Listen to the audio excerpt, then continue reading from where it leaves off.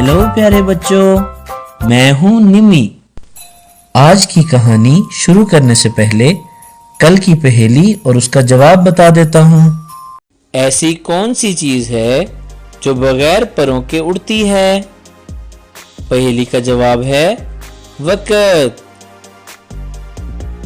गोपी नामक एक किसान रहता था।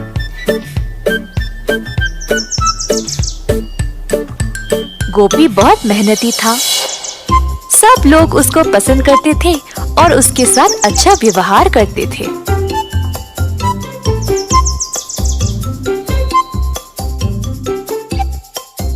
गोपी के घर के बाजू में रहता था किशोर। किशोर चाहता था कि गोपी से ज्यादा अच्छा नाम उसका हो जाए और इसके लिए उसने बहुत कोशिश की, परंतु उसको ऐसा मौका कभी नहीं मिला। एक दिन किशोर दूध बेचने के बाद अपने घर वापस आया। बाहर सीढ़ियों पर बैठा था जब उसने पेड़ पर एक आम को लटकते हुए देखा।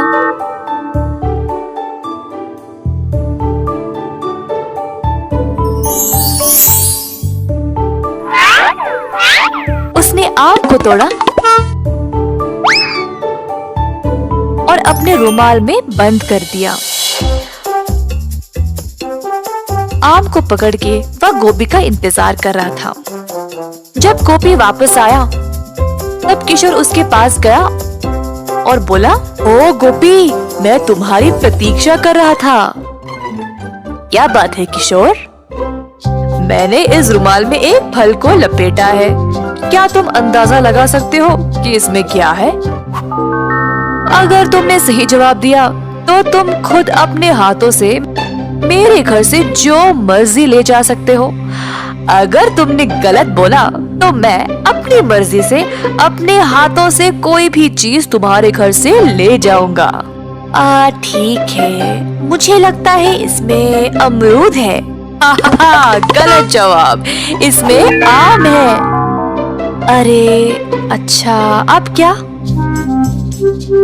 चलो तुम्हारे घर चले, मैं अपने हाथों से जितना हो सके ले जाऊंगा।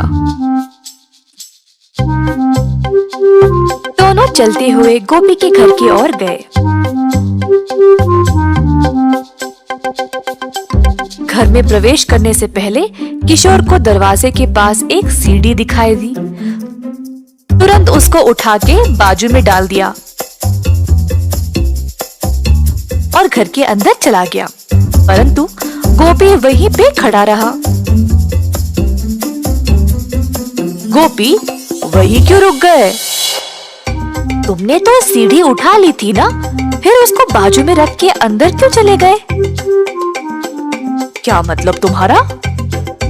हाँ, अपने दोनों हाथों से तुमने सीढ़ी को उठा लिया था ना, तो अब इस सीढ़ी को उठाओ और जाओ। ऐसा कहकर गोपी अपने घर के अंदर चला गया। किशोर ने गोपी को रोक कर कहा, ये धोखा है। नहीं नहीं, मैं नहीं मानूंगा। अच्छा ठीक ठीक। अच्छा अब तुम बोलो, मेरे हाथ में क्या है? अगर सही जवाब दिया तो मैं किसी को नहीं बताऊंगा कि तुम अपने दूध में आधा पानी मिलाते हो, पर अगर तुम गलत हुए तो मैं पूरे गांव में इस बात को फैला दूंगा। हाय, अपनी बुद्धिमानी से तुमने मुझे फंसा लिया। ठीक है, मुझे लगता है तुम्हारे मुट्ठी में अंगूठी है।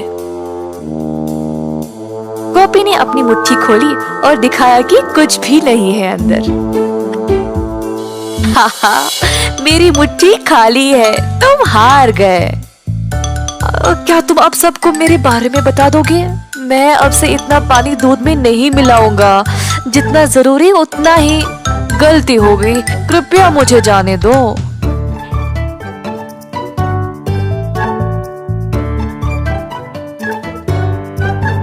इस कहानी से हम ये सीखते हैं कि आत्म अनुशासन के बिना सफलता असंभव है।